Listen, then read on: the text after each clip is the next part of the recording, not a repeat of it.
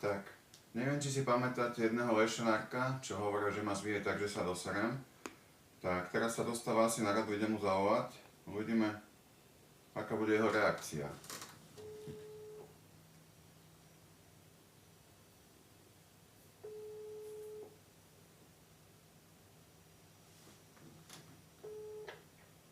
Hlasová schránka Áno. 7 2 5 8 0 7 9 9